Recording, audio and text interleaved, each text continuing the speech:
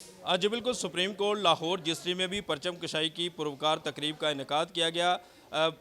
Supreme court bar کے وکلاء کی بہت بڑی تعداد نے پرچم کشائی کی اس تقریب میں شرکت کی، جبکہ بچے، جوان، بوڑھے قومی پرچم تھام کر وطن سے اپنی محبت کا اظہار کرتے رہے۔ اس وقت جو سپریم آئینی بینچ کے جسٹس علی باقر نجفی جو ہیں میرے ساتھ موجود ہیں۔ سر، آپ یہ بتائیے گا کہ آج کے اس موقع پر قوم کو کیا پیغام دیں؟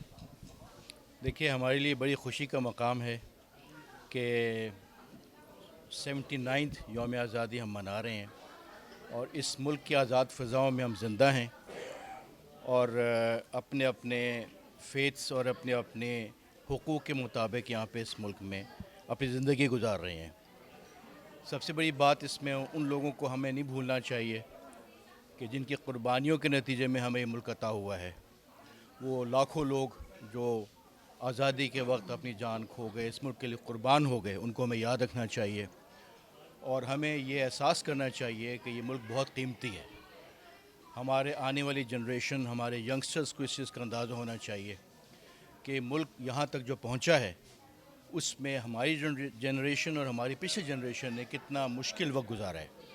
اب پاکستان کو جو عروج عطا ہوا ہے اس وقت دنیا کے افق کے اوپر، اس میں ان سب لوگوں کی محنتیں، کاوشیں سب شامل ہیں جو ہم آپ سب پاکستانی ہیں، اور انشاءاللہ تعالی آنے والے وقتوں میں پاکستان اور بھی ترقی کرے گا اور ہم سب مل کے اس ملک کی خدمت کریں گے اور اس ملک کو آگے سے آگے بڑھاتے چلے جائیں گے انشاءاللہ۔ میرے ساتھ موجود ہیں vice chairman Pakistan Bar Council Pir Masood Chishti. Pir صاحب، آپ آج کے یوم آزادی کے حوالے سے کیا پیغام دیں؟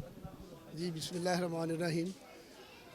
جس طرح کہ ابھی جائی صاحب نے فرمایا، میری یہی گزارش ہوگی تمام پاکستانیوں سے کہ جس طرح ہم مل کر اس ملک کو ترقی کے لیے کام کر رہے ہیں، کوشش کر رہے ہیں، اسی طرح ہمیں مزید محنت کی ضرورت ہے۔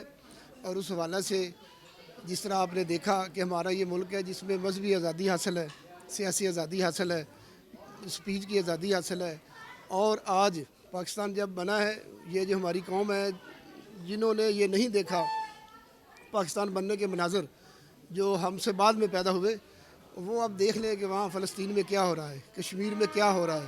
ان چیزوں کے مد نظر رکھتے ہوئے اس ملک سے محبت کریں، اس کی مٹی سے پیار کریں اور اپنی محنت سے اس کو چار چاند لگائیں۔ جی بالکل، آج کی اس پروکار تقریب میں قومی پرچم کو سربلند کرتے ہوئے پھولوں کی پتیاں نچھاور کی گئیں اور حاضرین کی طرف سے جو ہے وطن سے اپنی بھرپور محبت کا اظہار کیا گیا۔ جی سبسکرائب کریں اور بیل دبائیں تاکہ کوئی خبر رہ نہ جائے۔